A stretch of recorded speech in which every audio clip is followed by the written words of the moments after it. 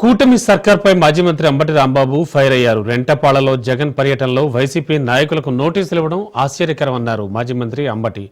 తన రాజకీయ జీవితంలో పోలీసులు ఈ విధంగా వ్యవహరించడం మొదటిసారి చూస్తున్నారన్నారు. పోలీసుల చిత్రహింసలు తాళలేక ఉప సర్పంచ్ నాగమల్లేశ్వరరావు మృతి చెందాడని గుర్తు చేశారు. పోలీసుల అత్యుత్సాహంతోనే జగన్ పర్యటన విజయవంతం అయిందన్నారు. హైకోర్టు గైడ్ లైన్స్ ధిక్కరించి పోలీసులు అరెస్టులు చేస్తున్నారన్నారు.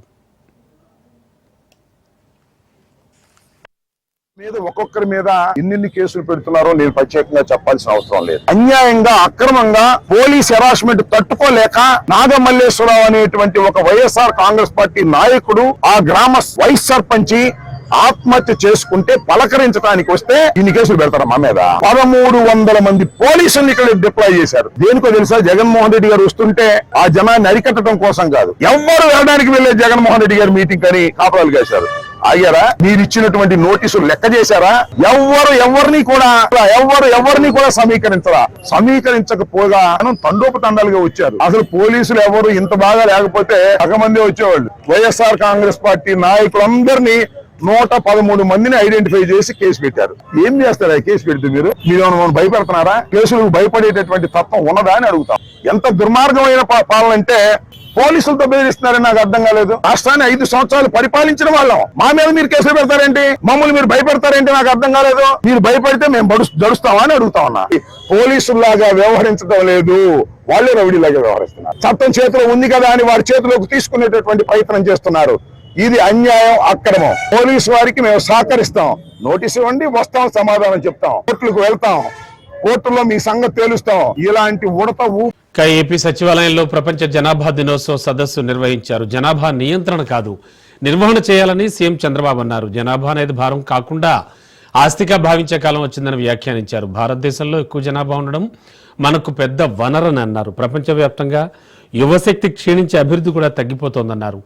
ఆర్థిక సంస్కరణలు అందిపుచ్చుకున్న తెలుగు వాళ్లు అగ్రస్థానంలో ఉన్నారని తెలిపారు. దేశం అంటే మనుషులు అనే నినాదానికి సార్థకత చేకూరాలని సీఎం అన్నారు. గురజాడ చెప్పిన స్ఫూర్తితో ముందుకెళ్లాలని సూచించారు.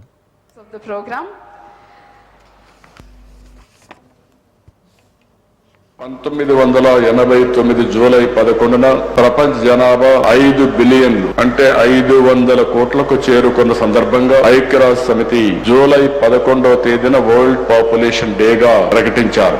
ఆ రోజు ముఖ్యమైన ఉద్దేశం జనాభా సమస్యని, సవాళ్లను చర్చించడానికి, పరిష్కారాలు చూపడానికి, మన భవిష్యత్తు అందించడానికి ఐక్యరాజ్య సమితి ప్రపంచ జనాభా దినోత్సవాన్ని నిర్వహించారు.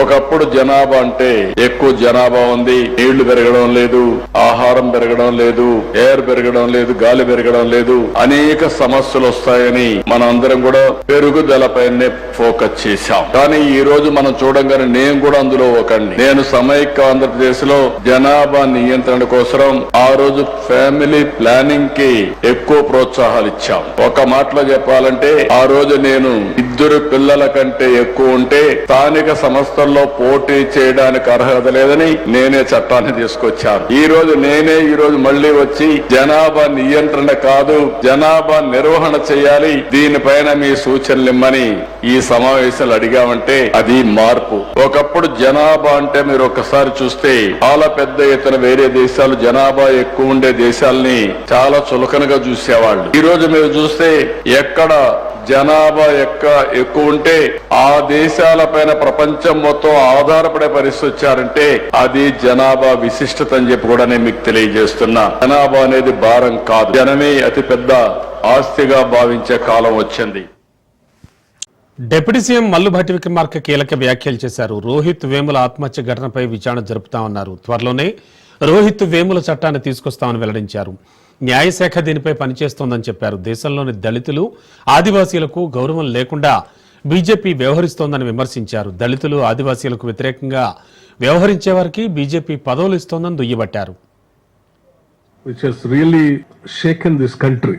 In 2017, when Sri Rohit Vemula, who committed suicide in University of Hyderabad, which has really made the entire country to think about it, what is happening in BJP under the BJP ruling. Sri Vemula Rohit was a PhD scholar and he was an active member in Ambedkar Students Association. For the discrimination what he was facing in the University of Hyderabad. He, along with few friends, thought that they'll bring the issues to the authorities of the university for the self-respect and social justice for the Dalits. When he was fighting for the self-respect and social justice under the leadership of BJP, the students wing of BJP, the AVP, led by one Mr. Sushil Kumar, filed a false case and brought lot of pressure on the university authorities to book the cases, to rusticate them from the university, and finally making them to feel so bad, and which has led to the most unwanted thing which has taken place in this country of Rohit Vemula committing suicide. Congress ఆర్డినెన్స్లతో బీసీలను మోసం చేస్తోందన్నారు BRS నేతలు. తమిళనాడు తరహాలో రిజర్వేషన్ల కోసం అన్ని పార్టీలు కలిసి పోరాడదామన్నా వినలేదన్నారు. ఇక 396 జీవోను హైకోర్టు కొట్టివేసిన విషయం గుర్తుకు లేదా అంటూ ప్రశ్నించారు.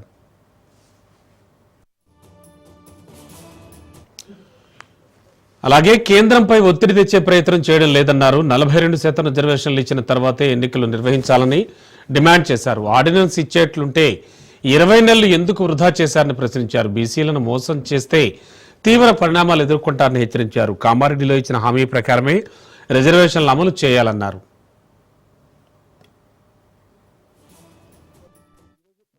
చేస్తున్నటువంటి రోజుకొక చర్య అంటే బీసీ రిజర్వేషన్ ఇస్తాం 42% అని చెప్పి చేస్తున్నటువంటి అంశాలు చూస్తా ఉంటే పూర్తి అనుమానాలు వస్తా ఉన్నాయి. ఒక గరాన మోసం జరుగుతుంది. మళ్ళీ ఒకసారి బీసీలను ఒక పెద్ద మోసం చేస్తున్నట్లు మాకు అందరు కూడా భావిస్తా ఉన్నాం. బీసీ కమిషన్ వేసిండ్రు తప్పు అని చెప్పి అందరు కూడా కొట్లాడి నిలదీస్తే డెడికేటెడ్ కమిషన్ వేసిండ్రు. ఆ తర్వాత అసెంబ్లీలో పెట్టలేదని మేమందరం కూడా అన్ని సంఘాలు మేమందరం కొట్లాడితే అసెంబ్లీ పెట్టింది. అసెంబ్లీ పెట్టినప్పుడు మా పార్టీ తరఫున పూర్తి మద్దతు. మీరు ఏ పోరాటం అయినా చేయండి, ఇక్కడ చేయండి, ఢిల్లీకి వస్తాం, మీతో పాటు అఖిలపక్షాన్ని తీసుకెళ్ళండి, ప్రధానమంత్రిని కలుద్దాం, తమిళనాడు తరహా సాధించుకుందాం అని చెప్పినాం. చెప్పిన తర్వాత ఒక్క రోజు కూడా మరి ప్రధానమంత్రిని కలవలేదు, రాష్ట్రపతిని కలవలేదు. హడావుడి చేసింది తప్ప ప్రయత్నం చేసినట్టు తెలంగాణలో ఒక చిన్న పిల్లని చెప్తారు. ఢిల్లీలో పోయి 42% గురించి ఏమైనా అడిగిన చేసిందంటే అడుగు. అల్టిమేట్ గా లాస్ట్ గా 42% చట్టబద్ధతతో పోవాలి, లేనట్లయితే మీదే బాధ్యత. ఒక మోసం, పెద్ద మోసం, బీసీలను మరొకసారి మోసం చేస్తుంది భావిస్తాం. తెలంగాణ రాష్ట్రంలో ఉన్న వెనుకబడిన జాతులందరినీ కూడా వారి జాతుల యొక్క మనోభావాలు దెబ్బతీసే విధంగా ఈరోజు ఈ కాంగ్రెస్ పార్టీ వ్యవహరిస్తుంది. మేము అసెంబ్లీలో ఈ బిల్లు పెట్టినప్పుడు March 17 పాస్ అయ్యేటప్పుడు మా అనుమానాలన్నీ కూడా మేము చెప్పడం జరిగింది. ఏమన్నా అనుమానాలు చెప్పినామంటే గతంలో బీహార్ ఎలా అయితే ఫెయిల్ అయినరో, తమిళనాడు అయితే ఎలా సక్సెస్ అయిందో, ఆంధ్రప్రదేశ్ మహారాష్ట్ర ఎట్లా ఫెయిల్ అయినరో, ఇవన్నీ పరిణామాలు తీసుకొని మీరు అలా వ్యవహరిస్తే తమిళనాడు తరహాలో వస్తాయని చెప్పేసి క్లియర్ చెప్పడం జరిగింది. మీరు వల్ల కేబినెట్ లో పెట్టి ఆర్డినెన్స్ తీసుకొస్తున్నారు. నేను రేవంత్ రెడ్డి ప్రభుత్వాన్ని సూటిగా ప్రశ్నిస్తాను. నిజంగానే ఆర్డినెన్స్ ద్వారా రిజర్వేషన్ కలవాలంటే మరి 20 నెలలు ఎందుకు కాలయాపన చేశారు? 150-160 కోట్లు ఎందుకు ఖర్చు చేశారు? ఎందుకు కమిటీలు వేశారు? ఎందుకోసం మీరు ఇవన్నీ కాలయాపన? నిజంగానే ఆర్డినెన్స్ ద్వారా తీయాలనుకుంటే 20 నెలల ముందే ఆర్డినెన్స్ ద్వారా చేయొచ్చు ఎన్నికల ప్రక్రియ. అంటే ఒక మోసం చేసే ప్రక్రియ చేస్తుండ్రు. రేవంత్ రెడ్డి గారు, మీరు ఈ బీసీ రిజర్వేషన్ అనే ఒక పులి మీద స్వారీ చేస్తున్నారు. మీరు చాలా సేఫ్ గా ల్యాండ్ కాకపోతే పులి తినేస్తుంది మిమ్మల్ని. తెలంగాణ బీసీల మానవభావాలకు దెబ్బతినకుండా మీరు అడ్మినిస్ట్రేషన్ తీసుకుంటేనే మీ యొక్క మనుగడకు ఉండలేకుండా ప్రమాదంగా. 10 ఏళ్ల చీకట్లను పారదోలి ప్రభుత్వ పాఠశాలల్లో అక్షర జ్యోతులు వెలుగుతున్నాయని సీఎం రేవంత్ రెడ్డి ట్వీట్ చేశారు. పేద బిడ్డల చదువుల గుడులు అక్షర మంత్రోచ్చారణలతో పవిత్రతను సంతరించుకున్నాయన్నారు. పాఠశాలల్లో కనిపిస్తోన్న గుణాత్మక మార్పు తెలంగాణ భవిష్యత్ గమనానికి సంకేతం అన్నారు. ప్రజాప్రభుత్వం సంకల్పానికి ఇది నిదర్శనమన్నారు. ఈ అక్షరజ్ఞంలో చేతులు కలిపిన ప్రతి ఒక్కరికి సీఎం రేవంత్ రెడ్డి అభినందనలు తెలిపారు.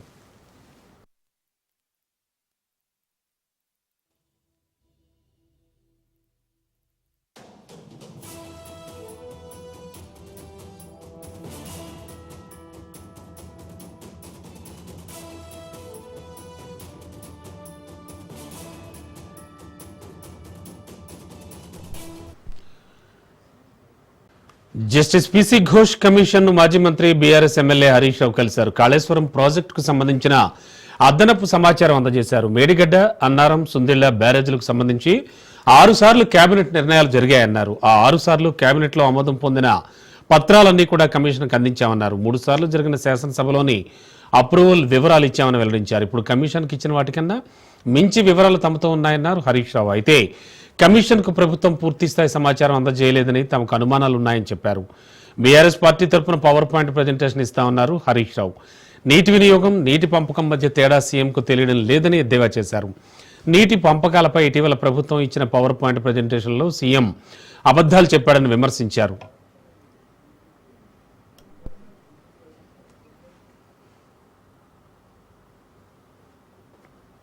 ఇది అజ్ఞానం గురించి చెప్పిన, ఇక అతి తెలివి గురించి కూడా చెప్పాలి.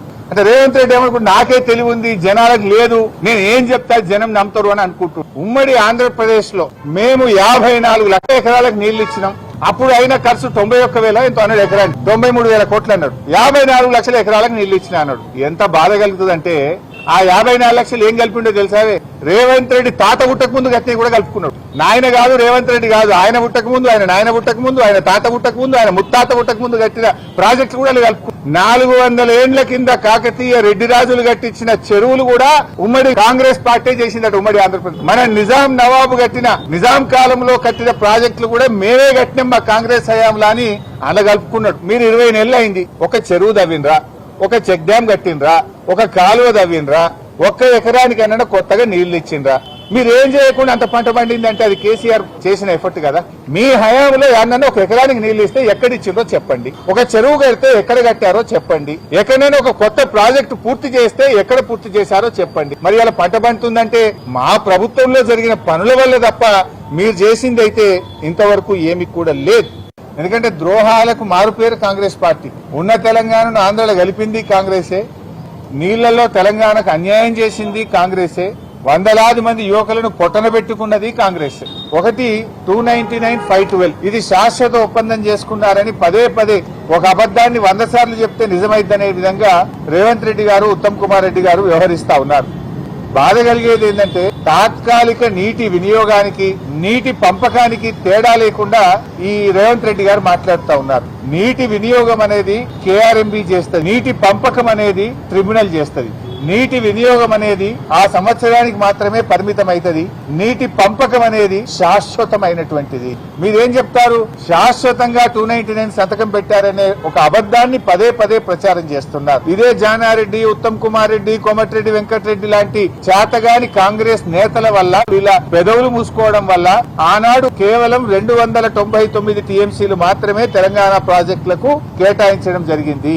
శాశ్వత ఒప్పందం కేసీఆర్ చేసి ఉంటే సెక్షన్ 3 కోసం కేసీఆర్ ఎందుకు అడుగుతాడు? వాట్ ఈ సెక్షన్ 3? నీళ్లలో పునః పంపిణీ చేయాలి. తెలంగాణ, ఆంధ్రప్రదేశ్ మధ్య కృష్ణా నదీ జలాలను పునః పంపిణీ చేయాలి. నది యొక్క పరివాహక ప్రాంతం ఆధారంగా నీళ్లు పంచాలని కేసీఆర్ అడిగిండు. ఎప్పుడు అడిగిండు కేసీఆర్? రాష్ట్రం ఏర్పడ్డ 42వ రోజు అడిగిండు. జూలై 12వ తేదీ నాడు ఢిల్లీలో సెక్షన్ 3 కింద నీళ్లు పంపిణీ చేయండి, మాకు 299 ఇచ్చి అన్యాయం చేశారు, ఆ తెలంగాణకు 69% నదీ పరివాహక ప్రాంతం ఆధారంగా నీళ్లు కేటాయించాల్సిందే, ఇది మా హక్కు అని కేసీఆర్ రాష్ట్రం ఏర్పడ్డ 42వ రోజు వేశాడు. పోరాటం చేసి సుప్రీంకోర్టు గడప దొక్కి కేంద్రం మెడలు వంచి సెక్షన్ 3 సాధించింది కేసీఆర్. ఇవాళ రేవంత్ రెడ్డి అర్థం చేసుకోవాల్సింది ఏంటంటే నీటి పంపకం అనేటువంటిది ట్రిబ్యునల్ చేస్తుంది, ఆ ట్రిబ్యునల్ ను సాధించింది కేసీఆర్. ఈ రోజు మనకు 763 టీఎంసీల కోసం మన న్యాయవాదులు, మన ఇరిగేషన్ శాఖ పోరాటం చేస్తుంది. దాని మీద మీరు దృష్టి పెట్టాలని చెప్పి నేను కోరుతా ఉన్నా. ఏం మాట్లాడింది రేవంత్ రెడ్డి? మొదటి రోజు గోదావరిలో 1000 ఇచ్చేసాయి, కృష్ణాలో 500 ఇచ్చి చంద్రబాబు నాయుడు నీ ఇష్టం ఉండని నీళ్ళు తీసుకపో, 1000 ఇచ్చేసాయి, 500 ఇచ్చి నీ ఇష్టం బుద్ధినంత రాసుకపో, కృష్ణా నదిని దోచుకో అని చెప్పి ఆయనకు బ్లాంకెట్ సర్టిఫికేట్ ఇచ్చిండు రేవంత్ రెడ్డి. అది అజ్ఞానంతో మాట్లాడినటువంటి మాట. ఎందుకు ఈ మాట అంటున్నా? గోదావరిలో 968 కాదు, వరద జలాల్లో 1958 టీఎంసీల హక్కు ఉన్నది. 2918 టీఎంసీలు గోదావరిలో తెలంగాణకు రావాలని కేసీఆర్ ఆ రోజు మాట్లాడినరు. 2918 రావాలని కేసీఆర్ అడిగితే రేవంత్ రెడ్డి 1000 చాలు, ఇక చంద్రబాబును మొత్తం తీసుకపో అన్నాడు. ఎప్పుడైతే ఈ విషయాలు నేను బయట పెట్టినో తన అజ్ఞానాన్ని గ్రహించి ఇప్పుడు నిన్నేం మాట్లాడతాడు అంటే, లేదే వరద జలాల్లో మా వాటా ఉన్నది అన్న కూడా మేము మాకు ఇయ్యాలి కదా నువ్వు అని ఎప్పుడు మాట్లాడిండు? ఆయన అజ్ఞానాన్ని మేము బయట పెట్టి కృష్ణాలో కూడా ఏమంటాడు 500 చాలని రేవంత్ రెడ్డి అన్నాడు. ఉత్తమ్ కుమార్ రెడ్డి నిన్న మాట్లాడినప్పుడు ఏమన్నాడో చూడండి. నిన్న పీపీటీలో ఉత్తమ్ కుమార్ రెడ్డి ఏమంటాడు, 573 టీఎంసీల కోసం ట్రిబ్యునల్ ముందు మా న్యాయవాదులు వీరోచిత పోరాటం చేస్తుండ్రు అన్నాడు. నేను రేవంత్ రెడ్డి అజ్ఞాని అనుకున్నా గానీ ఉత్తమ్ కుమార్ రెడ్డి కూడా ఇంత పైలట్ చదువుకున్నడివి, కనీసం 20 నెలలైంది నువ్వు నీళ్ల మంత్రి అయి, అది కూడా అవగాహన తెచ్చుకోకపోతే నేను బాధపడతా ఉన్నా, చింతిస్తా ఉన్నా. ఎందుకు ఈ మాట అంటున్నా అంటే, మన న్యాయవాదులు మన ఇరిగేషన్ శాఖ పోరాటం చేస్తే 500 చాలని ముఖ్యమంత్రి అంటాడు, 573 చాలని నీళ్ల మంత్రి అంటాడు. మీరు అసలు ఏం మాట్లాడుతున్నారు అంటే, మీ మాటలు ఈ రాష్ట్ర ప్రయోజనాలకు గొడ్డలు పెట్టి నష్టం జరుగుతాయి, ఈ రాష్ట్రానికి అన్యాయం చేస్తా ఉన్నారు. ఈ రాష్ట్రానికి ఏంది మీరు అసలు చంద్రబాబు నాయుడు చెప్పినట్టు పని చేస్తుండ్రా, ఈ రాష్ట్రం కోసం పని చేస్తుండ్రా? ఇదిలా ఉంటే బీసీలకు 42% రిజర్వేషన్లపై ప్రభుత్వ ప్రకటన జాగృతి విజయం అంటున్నారు ఎమ్మెల్సీ కవిత. బీసీల రిజర్వేషన్లపై రాష్ట్ర వ్యాప్తంగా అనేక కార్యక్రమాలు నిర్వహించామన్నారు. ప్రభుత్వం పైన తెలంగాణ జాగృతి ఒత్తిడి తెచ్చిందని, ఆర్డినెన్స్ తో పాటుగా చట్టబద్ధత కల్పించేందుకు కేంద్రంపై ఒత్తిడి తేవాలని డిమాండ్ చేస్తున్నామన్నారు. ఈ నెల 15న తలపెట్టిన రైలు రోకో వాయిదా వేస్తున్నట్లు చెప్పారు. ఒక డెసిషన్ వచ్చింది, మేము ఆర్డినెన్స్ పెడతా ఉన్నాము. ఆ ఆర్డినెన్స్ పెట్టి 42% ఇచ్చేంత వరకు కూడా ఎన్నికలకు వెళ్ళము అని నిన్న పొంగులేటి శ్రీనివాసరెడ్డి గారు కేబినెట్ తర్వాత చెప్పడం జరిగింది. ఇదొక ముందడుగుగా మేము భావిస్తా ఉన్నాము.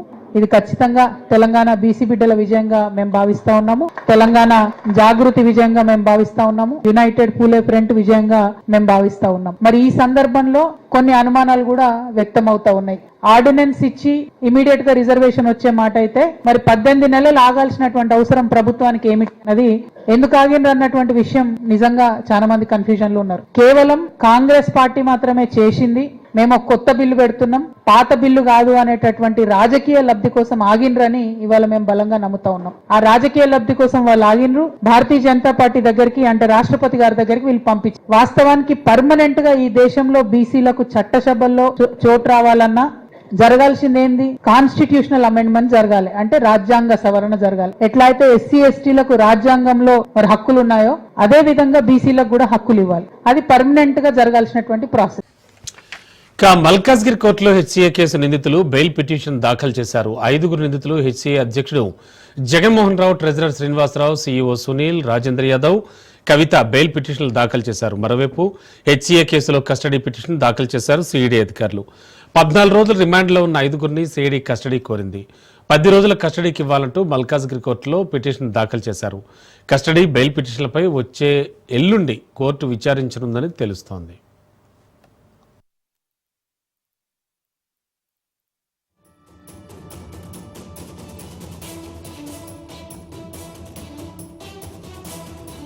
తన రాజీనామాను ఆమోదించడంపై రాజాసింగ్ స్పందించారు. దేశ సేవ, హిందుత్వాన్ని రక్షించడానికి 11 ఏళ్ల క్రితం బీజేపీలో చేరానని, బీజేపీ 3 సార్లు తనకు ఎమ్మెల్యే టికెట్ ఇచ్చిందన్నారు. తనపై నమ్మకం ఉంచినందుకు బీజేపీకి కృతజ్ఞతలు తెలుపుతున్నానన్నారు. తెలంగాణలో బీజేపీ ప్రభుత్వ ఏర్పాటు కలతో ఉన్న కార్యకర్తల బాధను ఢిల్లీకి తెలియజేయలేకపోయానన్నారు. చివరి శ్వాస వరకు హిందూ సమాజంలో హక్కుల కోసం తన గొంతుకును వినిపిస్తూనే ఉంటా అన్నారు రాజాసింగ్.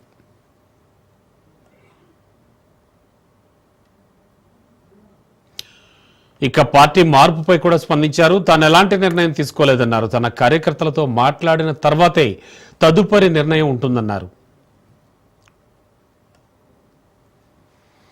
11 years ముందు నేను భారతీయ జనతా పార్టీ ఒక కార్యకర్తగా నేను భారతీయ జనతా పార్టీలో చేరినాను. భారతీయ జనతా పార్టీ అధికారులు నా పైన విశ్వాసం పెట్టుకొని గోషామేల్ నియోజకవర్గం నుంచి నాకు 3వసారి టికెట్ ఇచ్చినారు. 3వసారి గోషామేల్ ప్రజల ఆశీర్వాదం దొరికిన తర్వాత నేను 3వసారి ఎమ్మెల్యే అయినాను.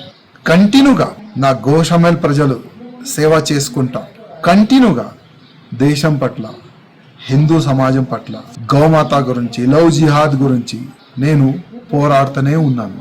అందరు కూడా చూస్తున్నారు.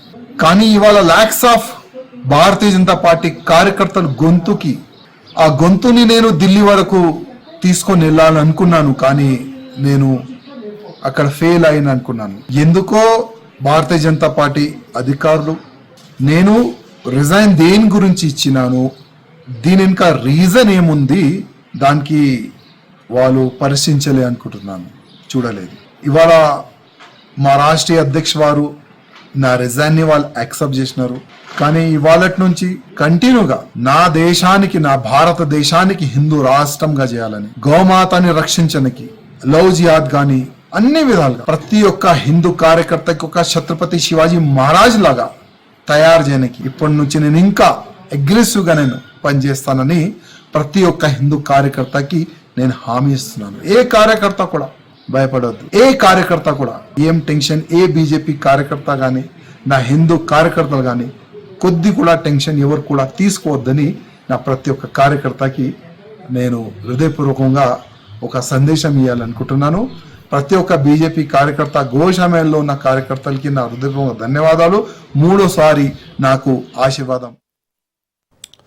మార్నింగ్. తెలంగాణలో పేదలకు ప్రభుత్వం గుడ్ న్యూస్ చెప్పింది. రాష్ట్ర వ్యాప్తంగా కొత్త రేషన్ కార్డుల జారీకి ముహూర్తం ఖరారైంది.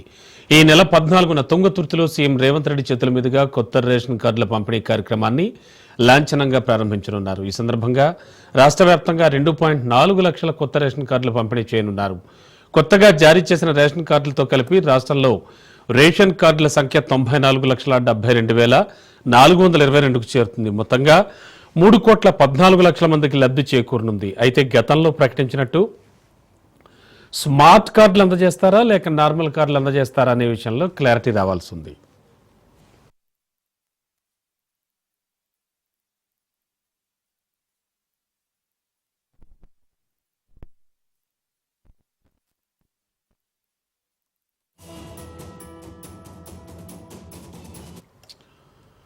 తెలంగాణలో పేదలకు ప్రభుత్వం గుడ్ న్యూస్ చెప్పింది. రాష్ట్ర వ్యాప్తంగా కొత్త రేషన్ కార్డుల జారీకి ముహూర్తం ఖరారైంది. ఈ నెల 14న తుంగతుర్తిలో సీఎం రేవంత్ రెడ్డి చేతుల మీదుగా కొత్త రేషన్ కార్డుల పంపిణీ కార్యక్రమాన్ని లాంఛనంగా ప్రారంభించనున్నారు. ఈ సందర్భంగా రాష్ట్ర వ్యాప్తంగా 2.4 లక్షల కొత్త రేషన్ కార్డులు పంపిణీ చేయనున్నారు. కొత్తగా జారీ చేసిన రేషన్ కార్డులతో కలిపి రాష్ట్రంలో రేషన్ కార్డుల సంఖ్య 94,72,422కు చేరుతుంది. మొత్తంగా 3,14,00,000 మందికి లబ్ధి చేకూరనుంది. అయితే గతంలో ప్రకటించినట్లు స్మార్ట్ కార్డులు అందజేస్తారా లేక నార్మల్ కార్డులు అందజేస్తారా అనే విషయంలో క్లారిటీ రావాల్సి ఉంది.